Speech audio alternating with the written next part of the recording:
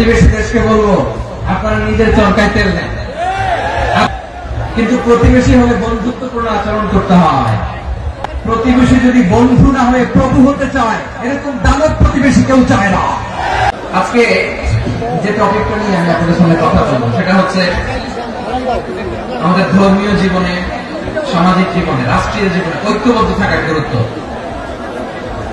The importance of unity in our life. আমরা ঐক্যবদ্ধ থাকতে চাই কি চাই না?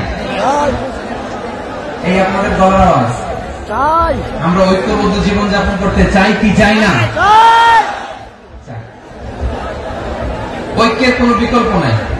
গত 50 বছর তো দেখেছি এই ডিসইউনিটি, অনৈক্য, বিভেদ, বিচ্ছিন্নতা আমাদেরকে কোথায় নিয়ে গিয়েছে।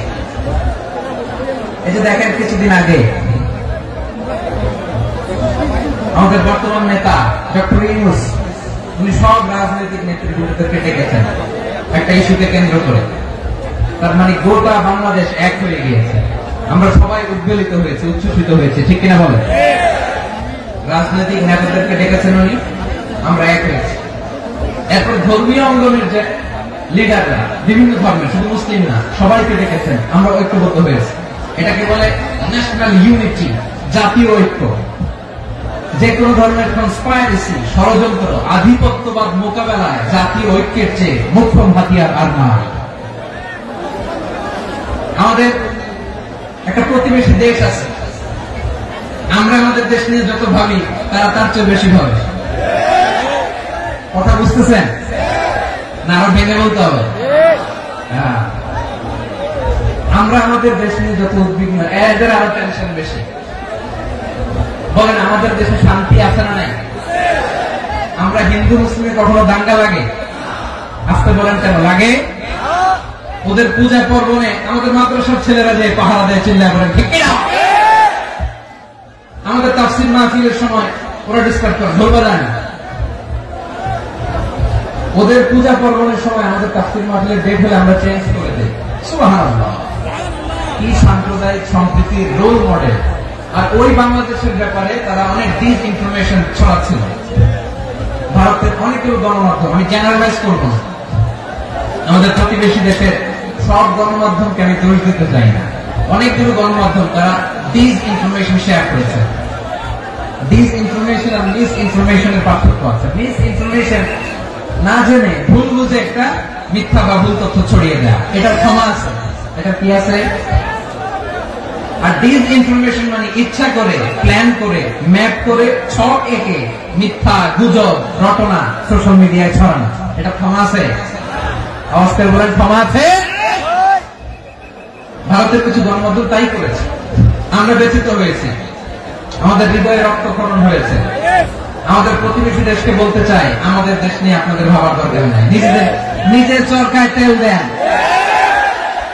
নিজের দেশ নিয়ে ভাবেন। গত মাসের ভয়েস অফ আমেরিকার রিপোর্ট, বাংলাদেশে সংখ্যালঘু জনগোষ্ঠী আগের চেয়ে বেশি নিরাপত্তা পাচ্ছে। Report voice of America, Muslim report নাকি? মুসলিম জরিপ, ভয়েস অফ আমেরিকা। কথা বুঝে নাই বোধহয়?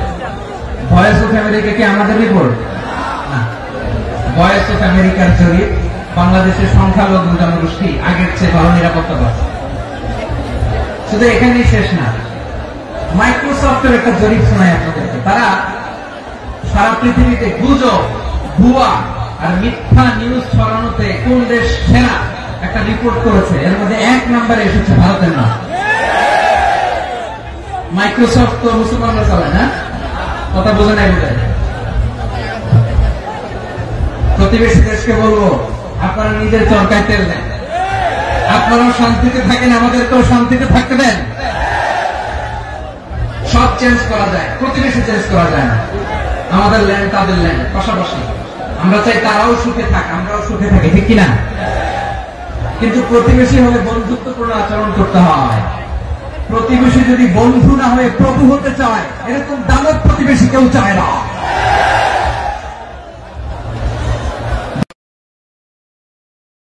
কেউ চায় না। ভারত যদি বন্ধুত্ব উপহার দেয়, আমরা বন্ধুত্ব কেউ চায় না। ভারত যদি বন্ধুত্ব উপহার দেয় আমরা বন্ধুত্ব, ভারত যদি বন্ধুত্ব উপহার দেয় আমরা বন্ধুত্ব দিব। কি বলেন?